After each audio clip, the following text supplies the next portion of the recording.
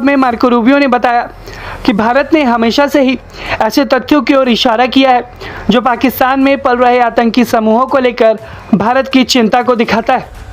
ये आतंकी जो भारत को निशाना बनाने के फिराक में रहते हैं, भारत ने उन्हीं को लेकर चिंता अमेरिका के सामने रखी है। हम शुरू हो जाते हैं कि ये तो भारत करा रहा है और ये तो अफगानिस्तान करा रहा है, ये तो फलाना करा रहा है, और इसी किस्म की बातें जो है वो इस वक्त भी हमारे यहाँ होती हुई दिखाई दे रही हैं। अगर आप देखें, मीडिया को देखें, सोशल मीडिया को देखें, या इवन अगर टीवी चैनल्स को भी अगर हम देखें, तो बात यही की जा रही है कि जो ये अटैक्स चल रहे हैं इसके पीछे कहीं ना कहीं भारत का हाथ है। Secretary of state Marco Rubio जो है, आखिरकार उनको इंडियन मीडिया सवाल पूछी जा रहा था कि सारा कुछ ठीक है, पाकिस्तान के बारे में आप कमेंट क्यों नहीं कर रहे। तो वो सारी बात है, वो कोई भी अमेरिका का सेक्रेटरी ऑफ स्टेट आए या प्रेसिडेंट हो और पाकिस्तान के बारे में सवाल ना पूछा जाए।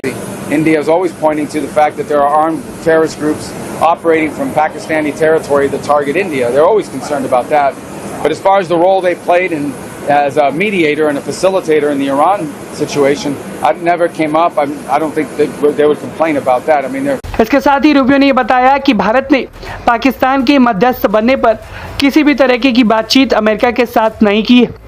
इस बयान से ये साफ हो गया है कि भारत ने हमेशा ही पाकिस्तान के आतंकी मंसूबों को लेकर अपनी चिंता अमेरिका के साथ साझा की है और पाकिस्तान को हमेशा से ही बेनकाब किया है। तो जारी बात है, फिर वहां पे भी सियासत थोड़ी सी उल्ट पुल्ट हो जाती है। ठीक है जनाब, तो वो सियासत थोड़ी उल्ट पुल्ट हो रही थी, तो वहां पे उन्होंने, भाईजान कोई एक सहाफी थे, उन्होंने सवाल खड़का दिया। उन्होंने कहा जनाब ये बताएं कि आप टेररिज्म की बात कर रहे हैं, टेररिज्म की, ठीक है, और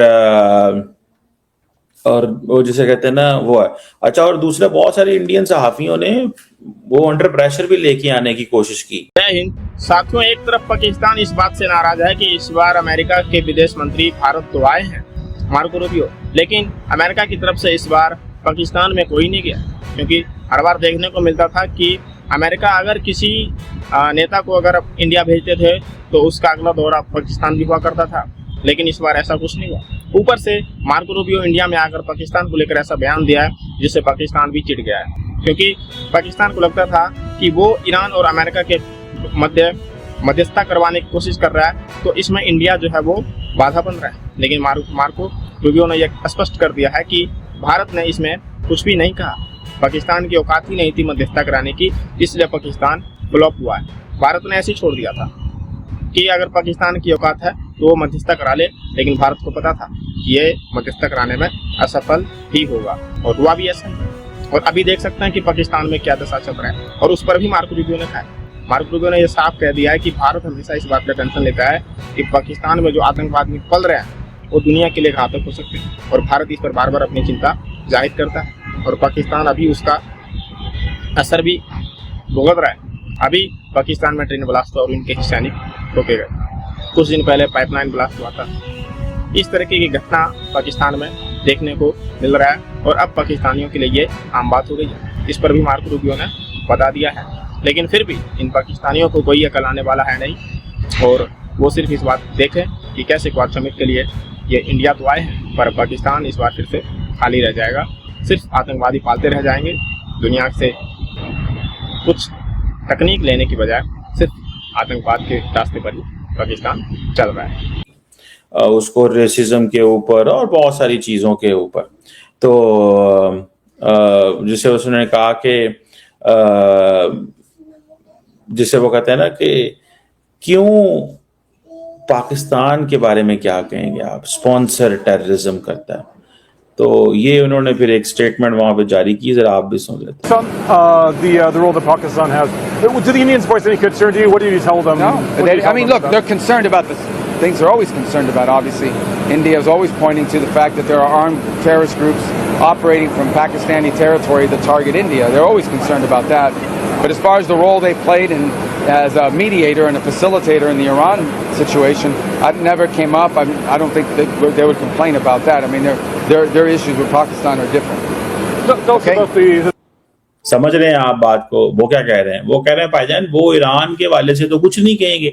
हालांकि हमारी इतलात ये है कि जनाब दोवल साहब जो है, नासिर दोवल, उन्होंने ईरान के वजीर खारजा को ये कहा था कि हमारे इजराइल से बहुत अच्छे ताल्लुकात हैं, हमें मौका दें, करके देंगे, हम आपको बहुत कुछ करके देंगे, हम ये चाहेंगे कि आप हमें मौका दें, हम देखें आपके लिए क्या कर ले सकते हैं, हम देखें तूड़ा पड़ देंगे, हम जो पंजाबी कहते हैं ना कि आप बस दें तो सही, देखें आप। बेसिकली हुआ ये था कि जो थे, क्या नाम है, रब उन्होंने भला करे, रशिया के फॉरेन मिनिस्टर लेवरॉव भी इंडिया में ये कह के गए थे कि इंडिया का रोल ज्यादा होना चाहिए था, ये पता नहीं क्यों पाकिस्तान का रोल क्यों हो गया है, पाकिस्तानी की हो गया, इन्होंने पता ही नहीं पाकिस्तान ना सारी गल। तो वो पता चला, ऐसे होते ही है ना, एक दफा कई दफा आप करते हैं कि यार ठीक है यार, ओके यार ठीक है यार, ये मतलब एक इस तरह की चीज जो है ना, that comes in front of us. तो बहरहाल वो उन्होंने जवाब दिया, उन्होंने कहा जी वो उनको कंसर्न रहा है, वो ठीक है, वो उनका कंसर्न हमेशा रहा है। दूसरी बात क्या है, उन्होंने इंडिया का पर्सपेक्टिव ही एक्सप्लेन कर दिया कि उन्होंने अपना कोई मौकफ नहीं दिया इसके ऊपर। He didn't share anything which the media wanted. देखिए मैं आपको एक बात बताऊं, हमारे जो दोस्त हैं इंडिया के अंदर, उनको इस चीज की पता नहीं क्यों समझ नहीं आ रही। बार बार यही बताने की कोशिश की जा रही है कि जी हम तो जी बहुत जबरदस्त काम कर रहे हैं, और हम जो है वो ईरान और कह लीजिए कि अमेरिका की लड़ाई को भी रुकवा रहे हैं, और भी कई बड़े बड़े काम जो है वो हमारे ही जरिए हो रहे हैं। इस वजह से सारी दुनिया जो है वो हमारे खिलाफ साजिशों में लगी हुई है। ऐसी इसी किस्म की कुछ बातें जो है अनीक नाजी साहब जो कि कह लीजिए कि जनरल सीनियर जर्नलिस्ट भी हैं पाकिस्तान से, और उनका कहना यह है कि भारत ने हमले के लिए बलूचिस्तान का इंतखाब किया क्योंकि बलूचिस्तान के बॉर्डर ईरान से मिलती है। तो ऐसे तो भाई बहुत सी बॉर्डर, कई कंट्रीज की बॉर्डर जो है वो कई कंट्रीज से मिलती है, उसका मतलब ये तो नहीं होता कि वो वहां से अटैक करवा देंगे और उन्हें कोई प्रॉब्लम होगी बलूचिस्तान से। लेकिन ये जरूर है कि क्योंकि जाहिर है कि अनीक नाजी साहब की अपनी मजबूरी रही होगी, या कह लीजिए उनका अपना एक जाती ओपिनियन भी हो सकता है, मगर बहरहाल उनकी बात से मैं बिल्कुल एग्री इसलिए नहीं करती कि बलूचिस्तान में बहुत अरसे से जो हालात हैं, जो प्रॉब्लम्स हम फेस कर रहे हैं या जो बलूचिस्तान के लोग फेस कर रहे हैं, उसकी जिम्मेदार पाकिस्तान की स्टेट है। पाकिस्तान की स्टेट ने कभी सीरियसली उन लोगों को लिया ही नहीं, और ना ही कभी उनके मिसिंग पर्सन्स के इशू को, या वहां पे जो गुर्बत है, वहां पे जो लोगों को शिकायत है, उसको कभी भी सुनने की और उन प्रॉब्लम्स को सॉल्व करने की भी कोशिश जो है वो पाकिस्तान की स्टेट की तरफ से नहीं की गई।